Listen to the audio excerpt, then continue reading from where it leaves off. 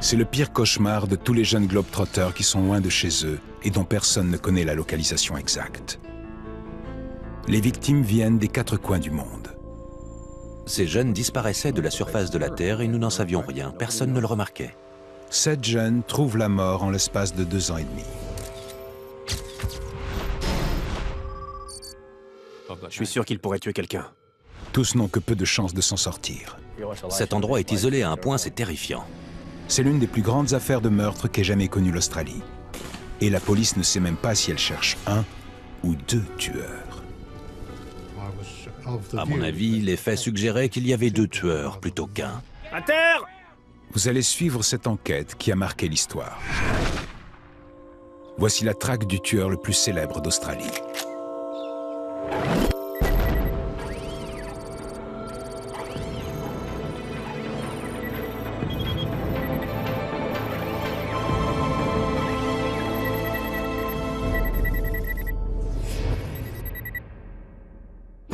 La ville de Sydney, en Australie, est le point de départ de milliers de jeunes touristes avides de nouveaux paysages et de bon temps. Ils sont près de 100 000 à se rendre chaque année en Australie et peuvent rester des semaines comme des mois. La plupart suivent les routes très fréquentées de la côte Est. Ils commencent à Sydney et quand ils en ont marre de la ville et du surf, ils partent dans le nord en direction de Cairns ou au sud vers Melbourne. On accueille des jeunes du monde entier. Il y en a de toutes les nationalités. Apparemment, ils ont tendance à se lier d'amitié et à prendre la route ensemble. Ils prennent la décision de partir de là où ils sont du jour au lendemain. Les jeunes sont attirés par l'animation des villes et les grands espaces sauvages d'Australie. Certains préfèrent se déplacer en autostop. C'est moins cher et ils rencontrent de vrais Australiens, mais ce n'est pas recommandé. C'est dangereux l'autostop, très dangereux, surtout ici en Australie. Il y a tellement de distance entre les villes que ça prend beaucoup de temps pour aller de l'une à l'autre. En autostop, les jeunes doivent parfois changer 3 ou 4 fois de voiture ou de camion avant d'arriver à destination. Peu de gens se risquent à faire de l'autostop en 1992. Les années précédentes, plus d'une dizaine de jeunes Australiens et de touristes ont disparu en faisant de l'autostop sur l'autoroute et personne ne sait ce qui leur est arrivé. Le Britannique Paul Onions pense avoir suffisamment d'expérience pour repérer le moindre danger. À 26 ans, il est plus âgé que la plupart des jeunes qui voyagent en autostop. Il est parti de Liverpool pour atterrir à Sydney et a maintenant décidé de rejoindre Melbourne en stop. Il se poste donc sur l'autoroute Hume.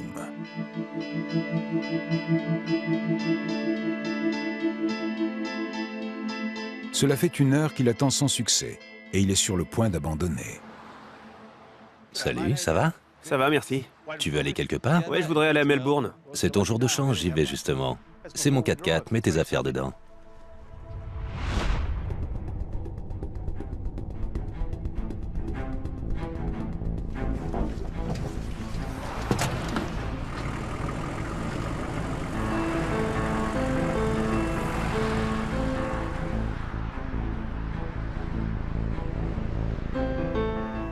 Paul pense avoir de la chance. Melbourne est à 14 heures de route de là.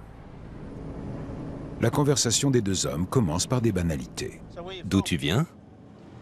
De Birmingham, au Royaume-Uni. Qu'est-ce que tu penses de l'Australie jusque-là? Ça me plaît beaucoup. Et en plus, il fait beau. Je vais m'arrêter quand on sera un peu plus loin. On ne captera plus la radio à cette distance de Sydney. J'attraperai des cassettes à l'arrière pour qu'on puisse écouter de la musique, d'accord?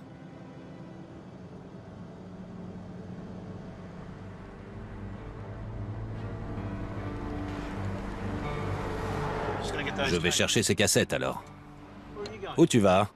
Je vais prendre l'air. Reste dans la voiture, j'en ai pour 1 minute.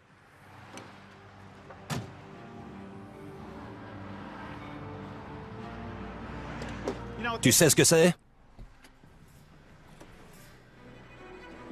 Remonte dans la voiture! Un automobiliste qui passe par là sauve la vie à Paul en le prenant à bord. L'agression que vient de subir Paul a eu lieu à tout juste 400 mètres de l'embranchement qui donne sur la forêt d'État de Belanglo, une grande étendue de bush australien et d'eucalyptus. Ici attendent d'être découverts les corps mutilés de 2 jeunes autostoppeurs. Un tueur en série rôde.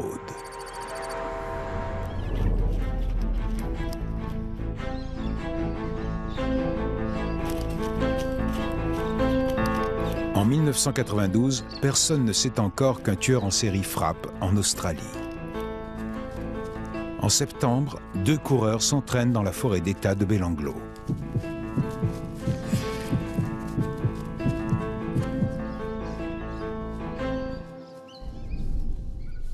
À quelques mètres d'un sentier, ils découvrent un corps. 30 mètres plus loin, un autre corps est retrouvé. Quand elle arrive sur les lieux, la police est choquée par ce qu'elle voit. La violence inouïe des crimes perpétrés était effarante.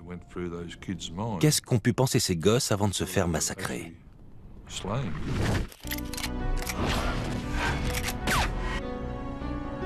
Le service des personnes disparues a recueilli les empreintes dentaires des jeunes victimes.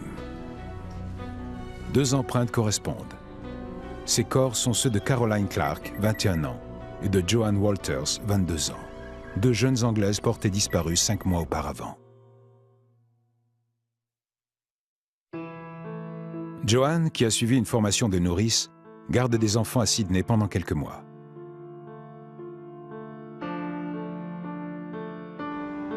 Puis elle rencontre Caroline dans une auberge de jeunesse de Sydney, et les 2 jeunes femmes décident de voyager ensemble et de ramasser des fruits pour aider à financer leur tour d'Australie. Après un mois sans nouvelles, les parents de Joanne partent en Australie chercher leur fille. If Joanne hadn't been the person who rang us regularly, we wouldn't have been so worried. But after 2 weeks, we started to get worried straight away. We knew that Joanne was not the person who wouldn't find some way of getting in touch with us. And I know she wasn't the type who, she would have known we'd worried so much. En avril 1992, Caroline et Joanne sont parties de Sydney et cherchent à se rendre à Melbourne en autostop. Salut les filles, où vous allez? Je peux vous emmener?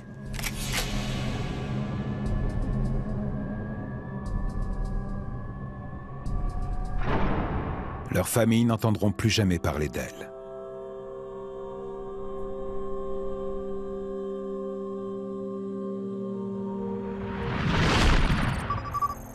Caroline a reçu 10 balles dans la tête. La police pense qu'elle a servi de cible d'entraînement.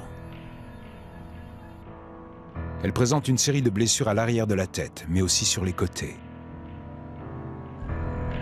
Joanne, elle, a connu une toute autre mort. Les trous dans son t-shirt montrent qu'elle a été poignardée à 14 reprises, 4 fois dans la poitrine, 1 dans le cou et 9 dans le dos. Les blessures qu'elle présente à la colonne vertébrale ont dû la paralyser.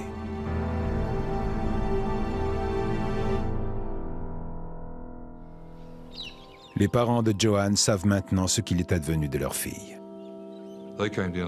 Ils se sont rendus sur place dans la forêt et je les ai conduits jusqu'à la scène du crime.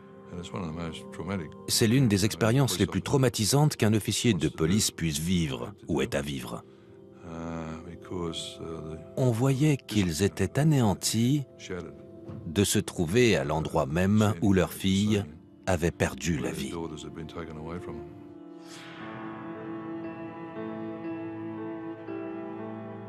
Ils affrontent les caméras pour lancer un appel à témoins. We feel that somebody out there might feel that there's something else which is not important, but everything at this stage is important. And so all I want to say is that these people who have done these to these girls, that they are just proper animals, and they ought to be shot.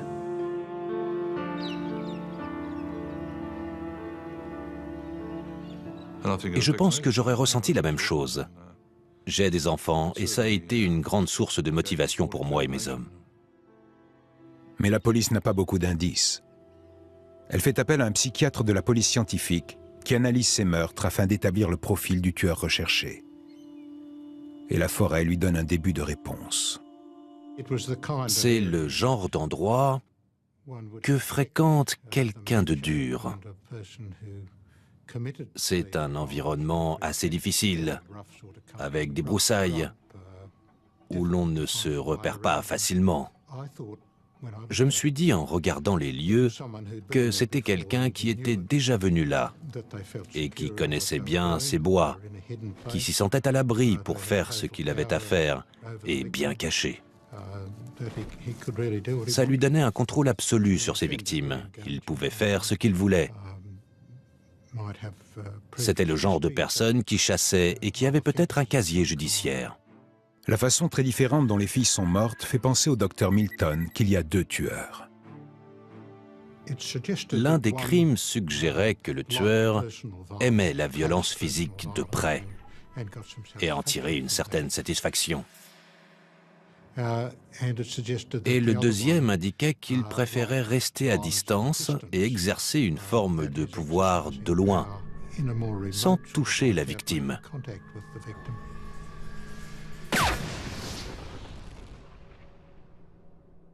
La police a besoin d'indices probants, et la balistique représente leur meilleur espoir. 10 balles sont retrouvées dans la tête de Caroline Clark et sur le sol à côté de son corps. 10 douilles de Winchester sont découvertes à quelques mètres de son corps. La police demande alors au spécialiste en balistique Gerard Dutton de déterminer de quelle arme elles proviennent. En examinant les différentes marques présentes sur les balles et sur les douilles, comme leur taille et leur combinaison, on peut se référer aux listes des caractéristiques de chaque fabricant et avoir une idée du type d'arme utilisée. Et après des recherches conséquentes sur le sujet, j'étais quasi certain que la seule arme qui, à ma connaissance, pouvait laisser ce genre de marque était un Ruger 10-22. C'est une carabine de calibre 22 avec un chargeur automatique ou semi-automatique. Savoir que le tueur utilise une carabine Ruger n'est pas d'une grande aide. Il y en a 55 000 en circulation en Australie.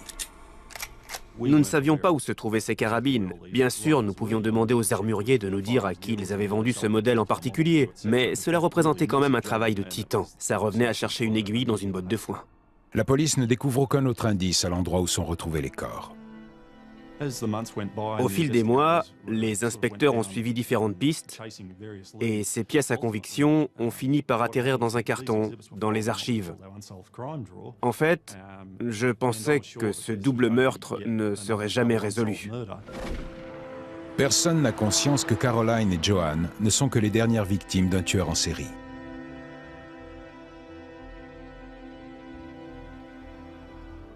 Un an plus tard, la police n'a pas avancé d'un pouce dans l'affaire. Bruce Pryor vit à proximité de la forêt de Belanglo. Il s'y rend souvent pour ramasser du bois de chauffe et la connaît bien. Il se souvient de l'histoire du meurtre des 2 jeunes Britanniques qu'il a vus aux infos. Ça a juste éveillé ma curiosité au début. Puis les 3 ou 4 semaines qui ont suivi, on n'en a plus beaucoup entendu parler. Et je me suis demandé où en était la police. Et c'est parti de là. L'histoire ne fait peut-être plus la une des journaux, mais Bruce Pryor n'arrête pas d'y penser. Il est persuadé que la réponse se cache encore dans la forêt et décide de mener ses propres recherches. J'étais un peu obsédé par l'idée de trouver des indices liés au meurtre de Caroline Clark et de John Walters. Bruce Pryor fouille des milliers de mètres carrés de forêt et s'y rend toutes les semaines pendant 9 mois. Ce qu'il trouve un jour d'octobre 1993 va choquer toute l'Australie. À un moment donné, je me suis enfoncé dans des broussailles. Et quand j'ai regardé par terre, j'ai vu un crâne humain posé à l'envers. Et c'est là que je me suis dit, voilà, t'as trouvé quelque chose. T'es content maintenant? Ça m'a mis une sacrée claque. J'ai commencé à me dire que celui qui avait fait ça allait peut-être choisir ce jour-là pour enterrer le corps, ou pour venir jeter un œil, ou je ne sais quoi. Je me suis dit qu'il ne fallait pas que je traîne là, et que je devais aller voir la police. J'ai mis le crâne dans mon pull, j'ai couru jusqu'à ma voiture, et j'ai fiché le camp d'ici. Bruce Pryor ne le sait pas, mais à 22 mètres du crâne se trouve un autre corps. Belanglo est un véritable champ d'exécution.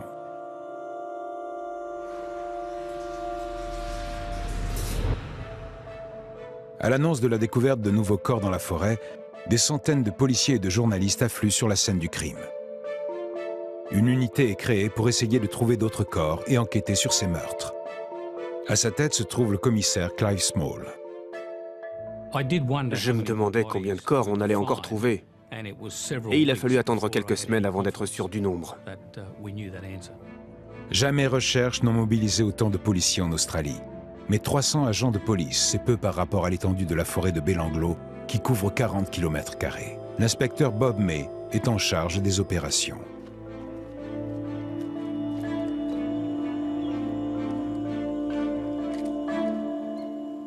Cela fait 13 ans que je ne suis pas revenu ici, mais ça n'a pas changé.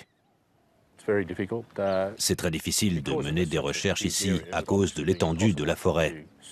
C'est bien sûr impossible de la fouiller intégralement. Mais comme les corps retrouvés se situaient tous à moins de 50 ou 60 mètres d'un sentier, nous avons orienté nos recherches en conséquence.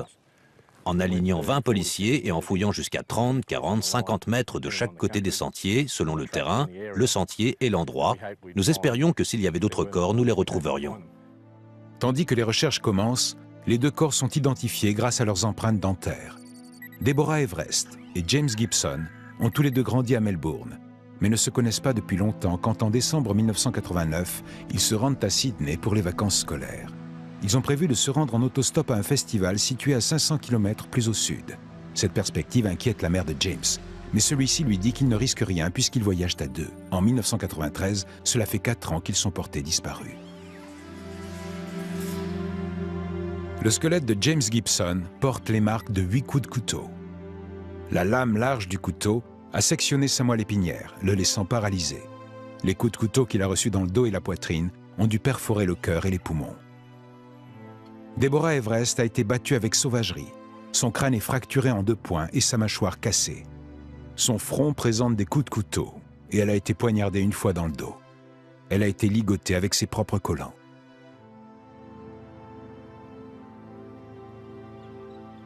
Leurs corps se trouvaient à tout juste 600 mètres de là où Caroline et Joanne ont été découvertes l'année précédente. La police tourne alors son attention sur celui qui les a retrouvés. Je m'attendais à ce qu'on me félicite avec une petite tape sur l'épaule. Et tout d'un coup, j'étais traité comme un suspect. J'ai trouvé ça très dur à accepter. Alors que la police garde un œil sur Bruce Pryor, elle reçoit un indice inattendu.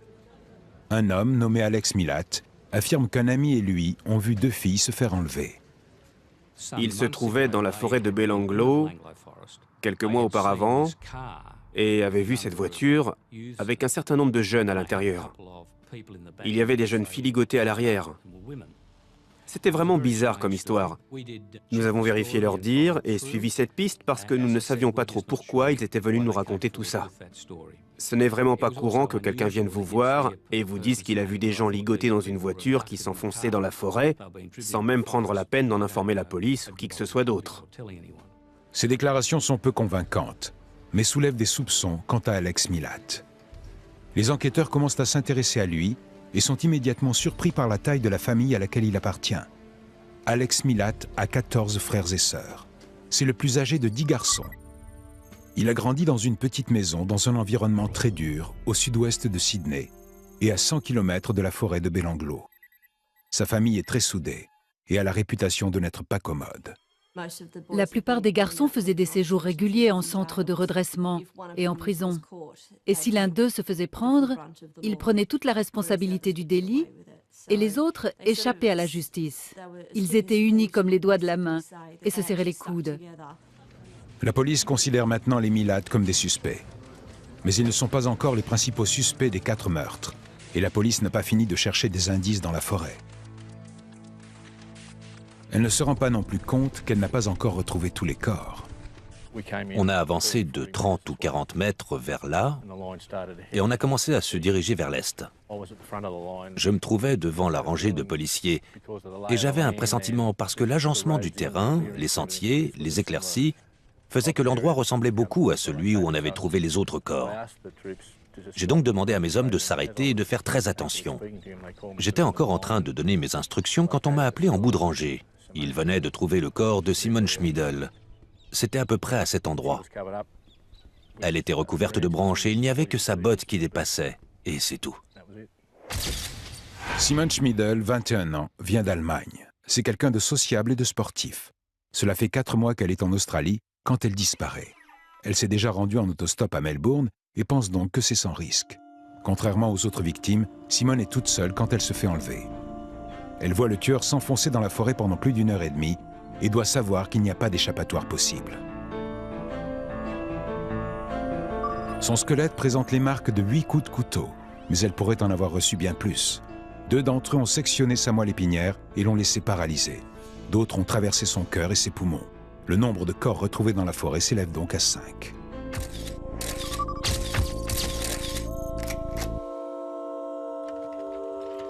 Deux jours plus tard, le nombre de victimes augmente à nouveau. Clive Small annonce ce que tout le monde sait déjà depuis des semaines. I think it's fair to say that given that we now have 7 bodies recovered, and notwithstanding that we don't know the cause of death in the present case, that we do have a serial killer. La nouvelle de la découverte de 2 nouveaux corps fait le tour du monde. Le meurtrier a gagné le surnom de Backpacker Killer, le tueur d'autostoppeurs. Ses victimes étaient de 3 nationalités différentes. La police espère que cette couverture médiatique lui permettra d'avancer dans son enquête. Die australische Polizei hat in einem Waldgebiet bei Sydney. Police in Australia has stepped up the hunt for a serial killer. Dès le départ, nous espérions que des gens avaient échappé au tueur, et c'est pour cela que nous avons autant prêté attention à ce que l'affaire soit bien relayée dans les médias, aussi bien en Australie qu'à l'étranger. À 17 000 km de Sydney, Paul Onions tombe sur un article parlant de ces meurtres dans la presse britannique. Les corps ont été retrouvés non loin de là où il s'est fait agresser 4 ans plus tôt. Paul téléphone donc au numéro spécial mis en place et décrit son agresseur. Allô? Oui, j'appelle au sujet des meurtres des autostoppeurs. Oui, j'aimerais témoigner. Ces informations pourraient aider à résoudre l'affaire, mais elles sont perdues au milieu des 5000 appels que reçoit le numéro dans les premières 24 heures. Merci, au revoir. Personne ne rappelle Paul. Le tueur en série n'est pas encore prêt d'être arrêté. En novembre 1993, la police australienne sait qu'un tueur en série a fait 7 victimes, toutes étaient de jeunes autostoppeurs, dont le corps a été retrouvé dans la forêt d'État de Belanglo, près de Sydney. Les derniers meurtres commis sont odieux.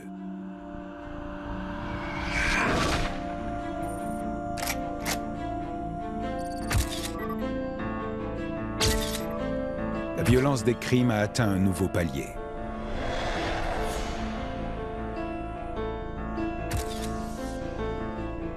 Anya Abshid, 20 ans, vient de finir ses études et veut voyager. Elle et son petit ami Gabor Neugebauer, 21 ans, quittent l'Allemagne en octobre 1991 et font le tour d'Indonésie. Ils décident au dernier moment d'aller en Australie et passent Noël à une fête organisée sur la plage de Bondi. Ils sont censés rentrer chez eux fin janvier 1992. Gabor a reçu 6 balles dans la tête. Les parents d'Anya apprennent alors comment leur fille est morte.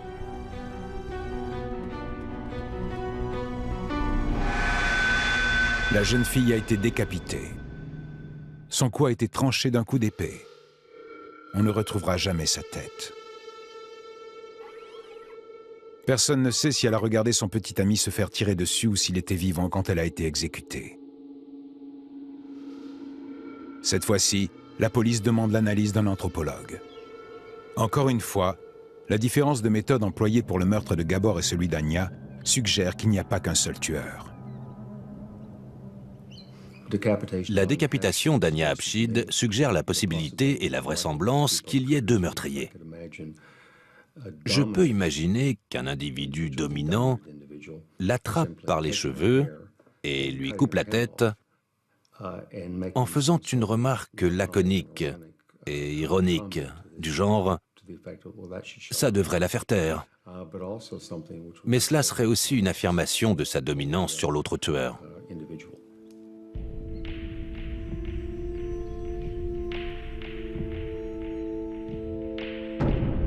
Gabor semble avoir été utilisé comme cible d'entraînement, tout comme Caroline Clark, la jeune Anglaise retrouvée 1 an plus tôt.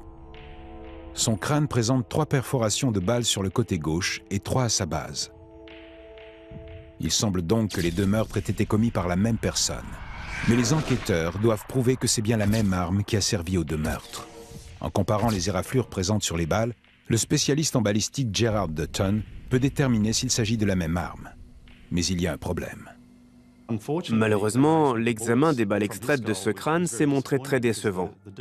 La décomposition des tissus cérébraux avait affecté la surface des balles et avait effacé toute éraflure et toute marque susceptible de nous servir.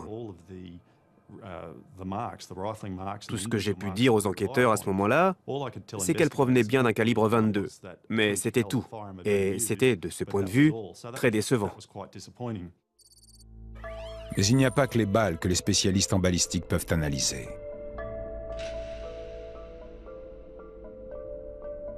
Une fois le coup parti, la cartouche vide est éjectée. Celle-ci porte les marques du coup donné par le chien au moment du tir.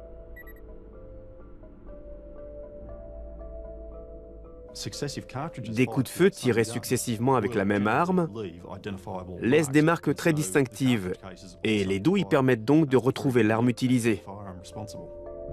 47 douilles de Winchester sont retrouvées près du corps de Gabor Neugebauer.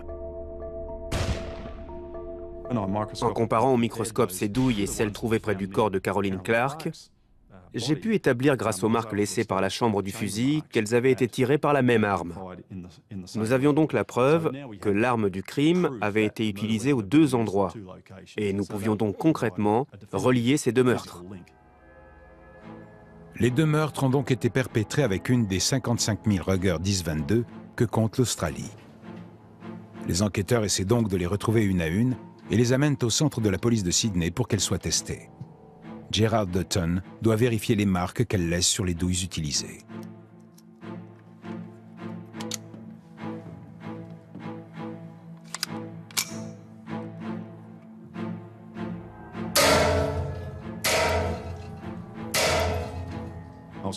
Je l'ai comparé aux pièces à conviction pour voir si le fusil était ou non celui qui avait servi au meurtre, mais c'est un travail où l'on avance à tâtons.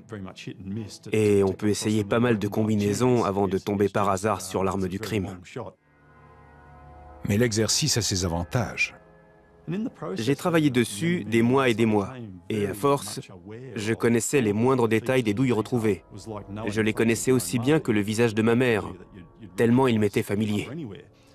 C'était pareil pour les marques laissées sur les douilles et les balles, et je savais que si je tombais sur l'arme du crime et que je la testais, je les reconnaîtrais immédiatement. Mais cela pourrait prendre des mois, voire des années pour retrouver le tueur de la sorte. La pression monte pour la police.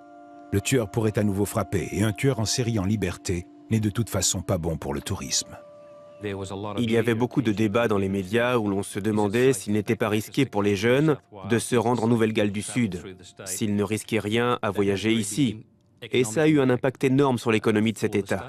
Nous en avions conscience. La police doit obtenir des résultats rapidement, mais l'enquête est ralentie par le 1,5 million d'informations amassées. Parmi elles, se trouve le témoignage de Paul Onions, l'autostoppeur qui s'est fait attaquer sur l'autoroute près de Belanglo. Mais aucun système ne permet de retrouver une aiguille perdue dans une botte de foin. Le plus gros problème que nous avions à l'époque était que le système de gestion des indices de la police n'était pas de taille pour une enquête de cette ampleur. L'autre défi de la police est de réduire une liste de suspects possibles comptant plus de 2000 noms. La plupart des personnes suspectées ne l'étaient qu'à cause de soupçons, d'un commentaire qu'elles avaient laissé échapper. Mais nous n'avions rien de concret qui les reliait à la scène du crime ou qui suggérait qu'il fallait véritablement les tenir pour suspects. C'est le travail du profileur de suggérer quel genre de personnes peuvent effectivement être tenues pour suspectes. Et la forêt lui donne de nouveaux indices. Elle rappelle au docteur Basham l'endroit où il a grandi, dans la campagne de Géorgie, aux États-Unis. La ressemblance avec certains endroits que j'avais fréquentés dans mon enfance m'a vraiment frappé. Ça m'a rappelé quand j'arrivais dans un endroit où les gens s'étaient entraînés au tir. Ils se servaient de pastèques, ou tiraient sur les arbres, ou même sur des animaux. C'est souvent qu'en s'entraînant au tir, les gens mutilent lourdement des animaux à coups de fusil. Dans certains coins de Géorgie, le docteur Basham sait que ce genre de comportement se pratique souvent entre frères qui entretiennent une relation très proche depuis des années. Cette solidarité, cette sorte de mini-société familiale, passe au-dessus de la société au sens large du terme. Et j'avais le sentiment, à la vue des scènes de crime, que nous avions peut-être affaire à ce genre de famille, ou à une personne qui a grandi dans ce type de famille.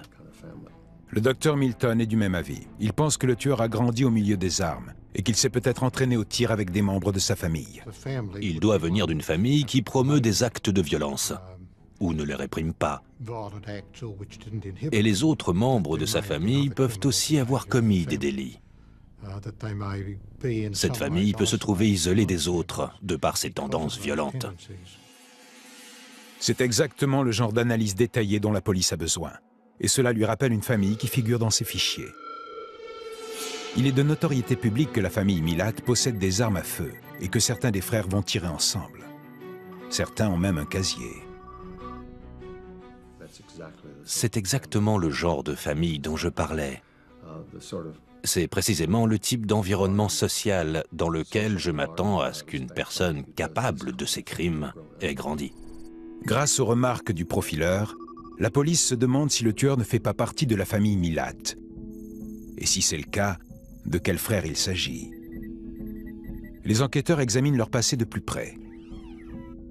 Certains frères sont au-dessus de tout soupçon et n'ont même pas de casier. D'autres demandent de plus amples investigations. Richard Milat adore les armes à feu et se sert parfois d'une fausse identité. Wally Milat est un familier des séjours en prison et possède une parcelle de terrain où ses frères et lui s'entraînent au tir. Ivan Milat a été condamné pour vol et accusé de vol à main armée. Chacun des frères fait l'objet d'une enquête. Paul Gordon, un enquêteur de l'unité chargée de l'enquête, a pour mission de récolter le plus d'informations possible sur Ivan. Ce dernier semble s'être rangé. Il vit à Eagle Vale, une banlieue située au sud-ouest de Sydney. Cet endroit fait partie de la grande banlieue de la ville. Les maisons sont modestes et les jardins propres et bien tenus. Ivan Milat travaille dans le BTP et a un emploi stable depuis 16 ans. C'était le genre de personne qui allait rigoler avec vous après le boulot. C'était un bosseur et il a toujours travaillé très dur à tous les postes qu'il a occupés. De la vie générale, c'était quelqu'un de sympa.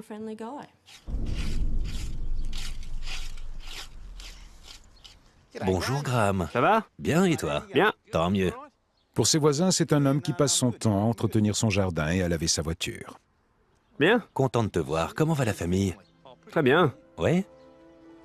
C'était le genre de personne que vous alliez voir quand vous aviez besoin de quelque chose, comme d'un peu de sucre par exemple. C'était le genre de personne qui prévenait les enfants s'ils jouaient sur la route et qu'une voiture arrivait.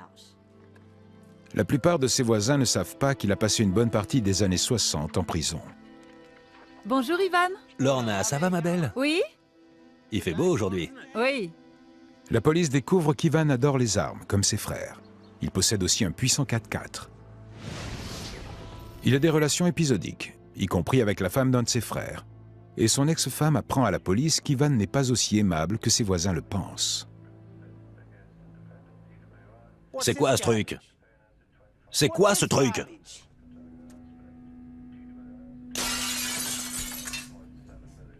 Touche pas à ça, laisse-le, c'est de ta faute. Tu n'y touches pas tant que je t'aurais pas dit de le faire. Bien qu'Ivan soit connu pour tenir sa maison et son jardin de façon impeccable, ces débris de table resteront des semaines par terre. Il est ressorti qu'Ivan était quelqu'un qui voulait toujours tout contrôler. Et même dans sa vie privée.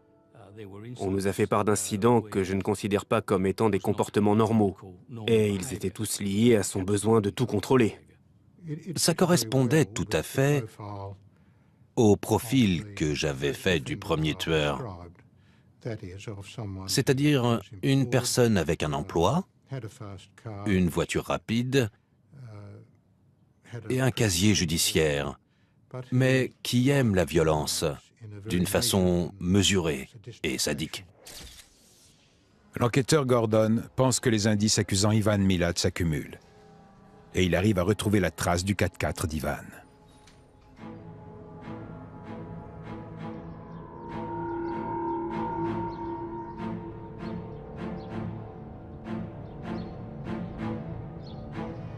Excusez-moi, monsieur. Je peux vous poser quelques questions? Oui, bien sûr. Quand est-ce que vous avez acheté cette voiture? Ivan l'a vendue et le nouveau propriétaire en a plus que pour son argent. Il a trouvé une balle logée sous le siège avant. Cette balle a été tirée par la même Winchester de calibre 22 qui a servi à perpétrer les meurtres de Caroline Clark et de Gabor Neugebauer. Cela ne signifie pas qu'Ivan est le tueur, et encore moins que ce n'est pas l'un de ses frères le meurtrier. La police doit vérifier leurs alibis au moment où les autostoppeurs ont été enlevés. Nous avons regardé les dates auxquelles ces personnes ont disparu et vérifié les allées et venues des Milat à travers une multitude de données, comme par exemple leurs horaires de travail. Et Ivan était le seul qui n'avait pas d'alibi à ces dates-là. Mais un doute subsiste. Rien dans le casier d'Ivan ne laisse penser qu'il est capable de commettre de tels crimes. Les enquêteurs repassent tous les détails de l'enquête en revue. Ils découvrent alors, enfoui dans un dossier vieux de 23 ans, un chef d'inculpation qui en fait immédiatement le suspect numéro 1. Quand nous avons réexaminé les casiers de la famille Milat, les dossiers n'étaient pas facilement accessibles. Nous avons dû fouiller dans nos copies papier et nous avons trouvé un rapport de 1971.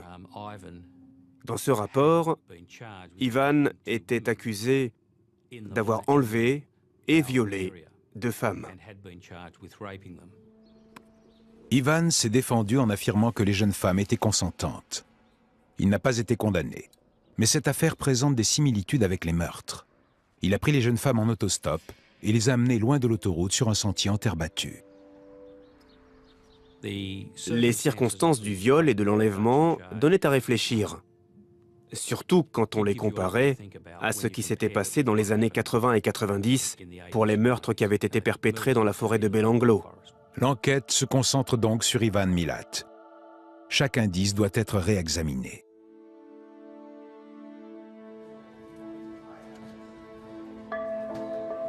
Les enquêteurs se rendent alors chez Alex Milat pour parler avec lui et sa femme de la déclaration qu'il a faite. Ce qu'ils apprennent alors les laisse perplexes. C'était vraiment bizarre parce que nous les avions interrogés à plusieurs reprises et cette fois-là, les enquêteurs avaient passé 1 heure, voire 2 avec eux. Et ils étaient sur le point de partir quand la femme d'Alex, puis Alex lui-même, sont sortis leur dire qu'Ivan leur avait donné un sac à dos. Le sac à dos appartient à Simone Schmidl, la 3e victime du tueur. Personne ne sait pourquoi Alex en a parlé à la police. Peut-être qu'ils en étaient arrivés à un point où ils se sont dit qu'Ivan était coupable et qu'il devrait nous donner le sac, alors que jusque-là, ils s'étaient peut-être dit que personne de leur famille n'était coupable. C'est alors que la police tombe sur l'information qu'elle attendait tant. Elle se rend compte qu'une personne a été attaquée par le tueur et s'en est sortie. 5 mois après son coup de téléphone, le témoignage de Paul Onions fait enfin surface. Et la police se rend compte que l'agression qu'a subie Paul correspond en tout point à ce qu'elle sait du suspect.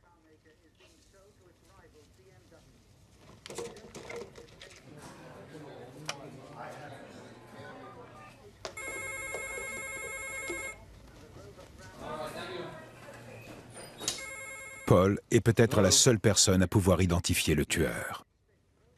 Oui, c'est Paul. Quoi, le tueur d'autostoppeur? Mais j'ai témoigné il y a des mois de ça.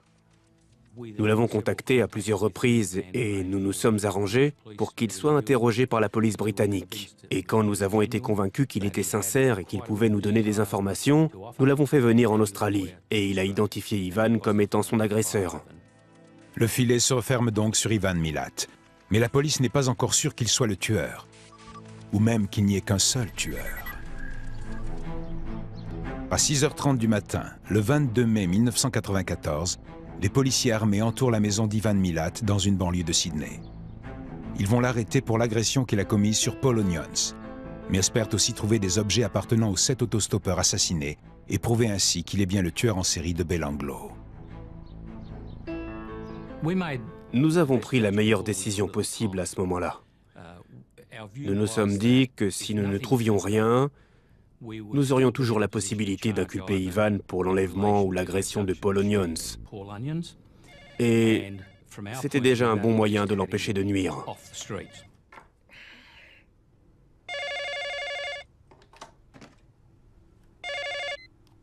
Allô? J'aimerais parler à Ivan Milat. Il n'est pas là. Je suis l'inspecteur de police Garn et je vais vous laisser sortir de chez vous en toute sécurité, vous et toute personne se trouvant chez vous. À terre! À terre! Les mains en l'air! À terre maintenant! Les mains en l'air! Milat arrêté, la police commence à chercher des preuves. Dès l'instant où nous avons ouvert la porte de sa maison, nous avons trouvé des objets appartenant aux victimes. Le moins que l'on puisse dire, c'est qu'on était surpris et sous le choc. Je n'arrivais pas à croire qu'il y ait autant de preuves.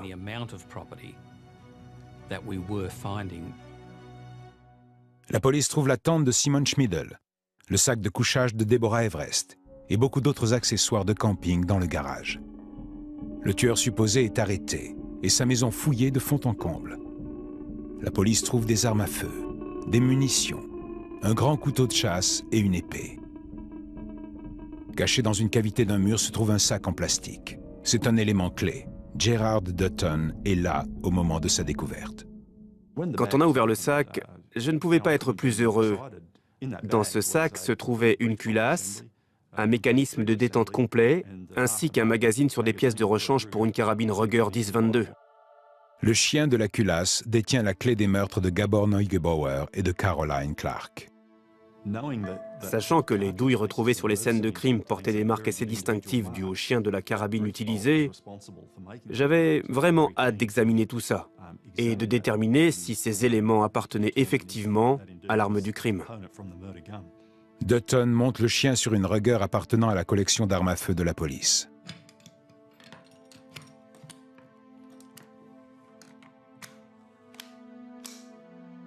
C'est le moment qu'il a tant attendu.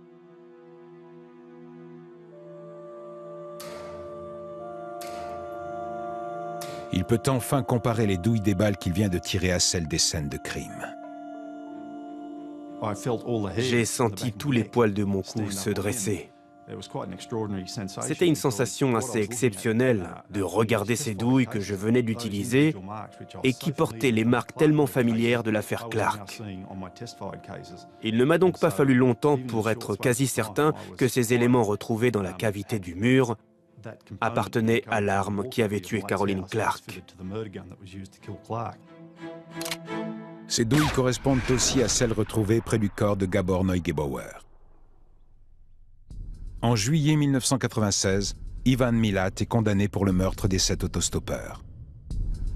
Mais la police pense qu'il en a tué plus.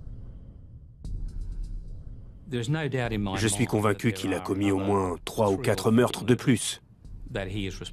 Ces suspicions reposent sur des faits assez convaincants, mais nous n'avons pas assez de preuves pour le faire condamner.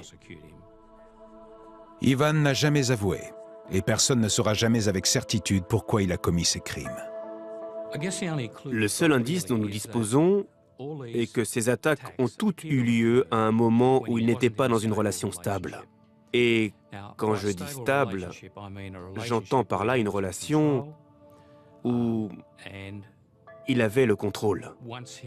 Je dirais qu'une fois qu'il n'avait plus le dessus dans la relation, il essayait de retrouver ce contrôle par d'autres moyens. Ces autres moyens étant l'enlèvement et le meurtre de ses victimes.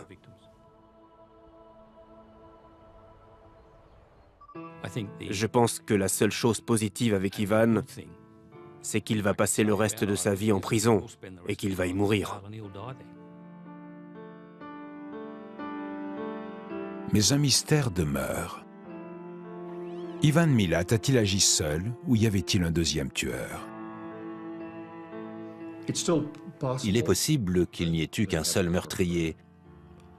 Mais à mon avis, quand on regarde la séparation des corps et les différences de nature des blessures infligées, il me semble plus probable qu'il y ait eu 2 assassins.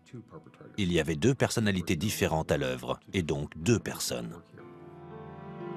Ivan s'est défendu en accusant ses plus jeunes frères Wally et Richard d'être responsables de ces meurtres. Le juge a affirmé qu'il semblait inévitable que Milat n'ait pas agi seul. Mais aucun de ses frères n'a été inculpé. Et la police soutient qu'il n'y avait qu'un seul tueur d'autostoppeurs.